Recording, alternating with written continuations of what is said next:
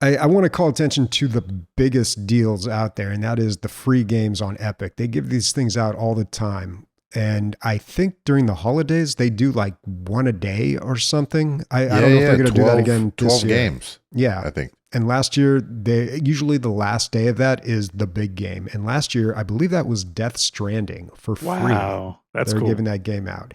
And I looked at my Epic library. I've never spent a dime on Epic, but I have 437 games. So I'm getting those free games. Jesus. They have Just a sell your tracker Epic somewhere. account at this They point. have like a leaderboard in the back end of Epic. They're like, who is this fucking guy? He gets every free game. Sometimes we don't even, we shadow drop it for a couple hours. He's there. He's clicking You know get what? my library. You know, people do this all the time, man. I'm not the only one. There's a lot of people out there with over 400 games in their Epic library. But I just want to point out some of the great games that I got from there. I mean, I mentioned Death Stranding. They've had Borderlands 2, 3, and the pre-sequel on there. All 3 remastered BioShock games. Ark, Survival Evolved, not for me. Some people like it. Among Us. Recently, they had Alien Isolation. They had one of Emilio's favorites, A Plague Tale: Innocence. The best point-and-click adventure game out there, Thimbleweed Park, free. And then For the King, which Nick and I both love. And also Star Wars Squadrons. Every now and then when I don't know what to play, I go to that library and I just search around and I find something and I'm like, oh yeah, I totally forgot about that one. I feel like, should I pay for any games? Now that I'm looking at this list, I'm like, you can buy a computer and pay nothing for games just with the EGS free game giveaways. Like, I think. Yeah.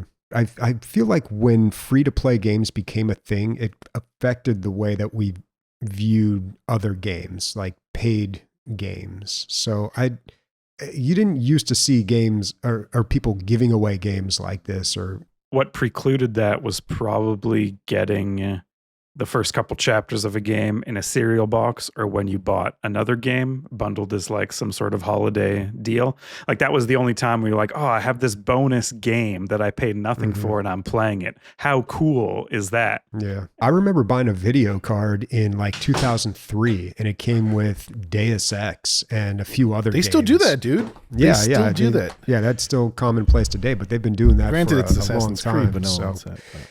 I was reminiscing about a PC gamer would always have a CD like on the newsstand. You know, it would be wrapped in plastic with a CD, and that thing would have demos in it. And that, fuck, man, that was awesome. So awesome, dude. I loved it. Love it. Pizza Hut, if you ordered on a Friday, on like half of the year, would give you a demo for like PlayStation. And my cousins had like all of them. Now, granted, some of them were repeats. They'd be like Tony Hawk Pro Skater, Mech Warrior, all these other things. And you're like, cool. And then you get the next one, and be like Tony Hawk Pro Skater, Crash Bandicoot, Mech Warrior. You're like, was one different game. But yeah, I remember that very well. That there was always a way to like, kind of like demo a game or play the first couple levels. And that kind of like was the little tester strip for addiction. You were like, oh, this game's sick. And then you'd be like, should I rent it or should I buy it? Can I beat this in one or 2 days, or should I buy it?